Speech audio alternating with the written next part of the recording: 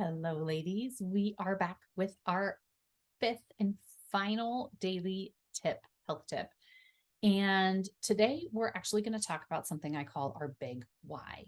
So, yesterday we talked about the importance of making this health journey fun and enjoyable, right? To bring that joy and that fun, the delight, the positivity into what we are doing and the steps that we are creating, because that's how we create it to be sustainable.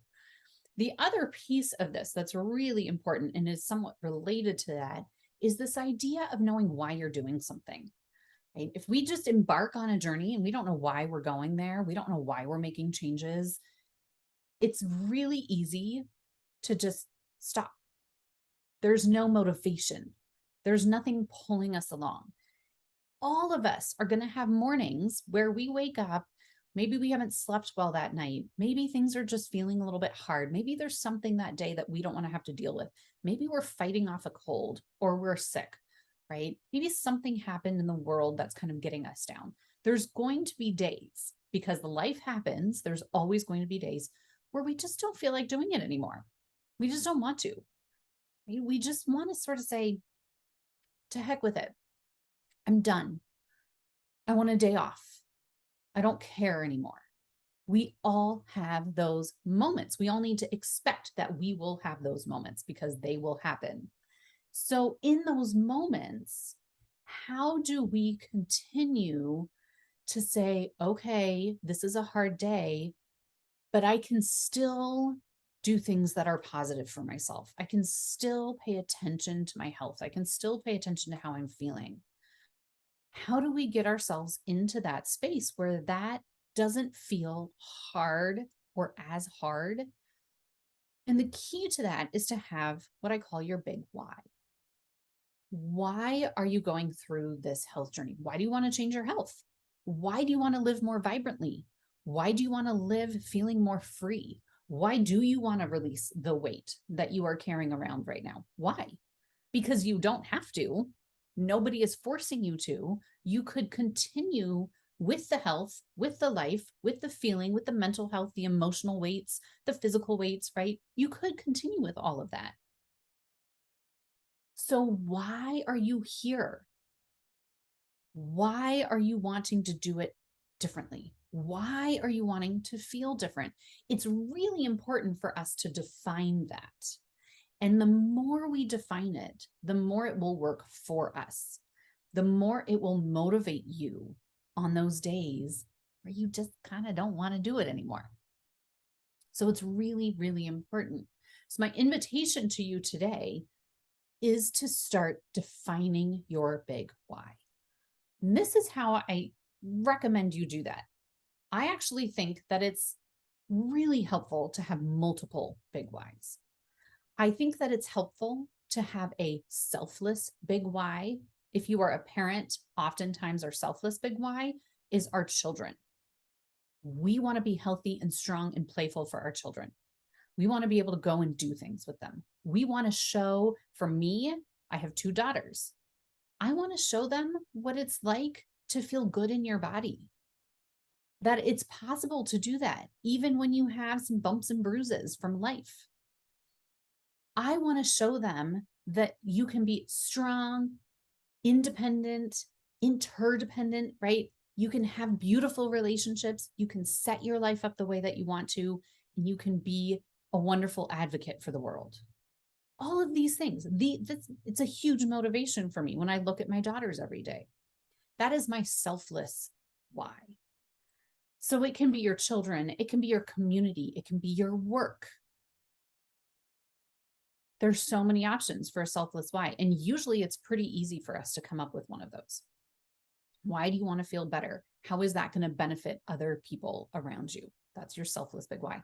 I also think it's really important to have a selfish big why. I use selfish, even though it's not selfish at all, but it's a more self-centered big why, a self-focused big why, we can say, right? To make sure you have a self-focused big why. What's in it for you? Why do you want to feel better for you? And the reason it's important to have a self focused big why like this is because some days your selfless big why is not going to be what you need. Some days you're going to say, to heck with all that. But your selfish big why or your self-focused big why can be what propels you. Other days, your self-focused big why, not going to cut it. But the motivation to get up for somebody else is going to keep you going. And so you have that balance. So I think coming up with multiple big whys is really important. So a self-focused big why can be something like, my body does not enjoy traveling right now, even though I enjoy traveling. But my body gets aches and pains. I can't walk very far, or I get tired often. I can't do as many things as I want to do. So you say, travel. I really want to travel. I want to be able to explore and not be limited to what I can do when I'm exploring by my physical health. And so that also is a really great self-focused big why. Now, with all of these, no matter what your big why is, with all of these, I want you to get as specific as possible. For example, for travel is a really great example of this.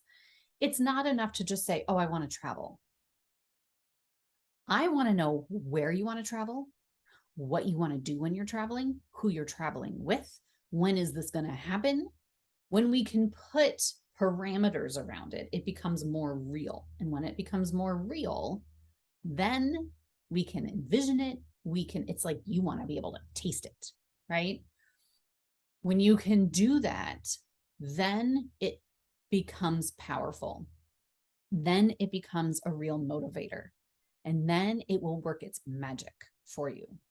I always recommend to my clients that when they come up with their big why, they come up with a visual or something that represents their big why that they can look at every single day. I've had women actually create their big why and find an image and use that as their home screen. So every time they look at their phone, they're reminded, that's why I'm doing this. That's my motivation, right? And it can be, you can change your big why. So it could be a big why. I had one time where my big why was to go on a backpacking trip that I really wanted to go on. And I didn't want to get altitude sickness like I had been getting. I wanted to have a really good physical body so I could enjoy the heck out of the backpacking trip. And it was, I had a date. I knew where we were going. I knew who I was going with. And I knew that was so important to me. So I had a picture of the place where we were going. And that was my motivation. I would look at that picture and be like, okay, this is why I'm getting my body movement in today. This is why I am choosing the foods to nourish myself. This is why I am changing how I talk to myself. And it worked beautifully. So that big why came and went. I went on the backpacking trip. I had a marvelous time, right? Felt amazing. Could have done it all over again. No altitude sickness at all. So I had to come up with a new big why, right? And that's okay. But because it was so specific, it really propelled me forward. So that's your invitation today, is to start thinking about your big whys.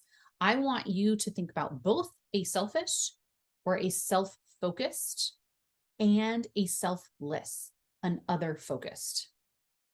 And let's hear them. Let's see what you come up with.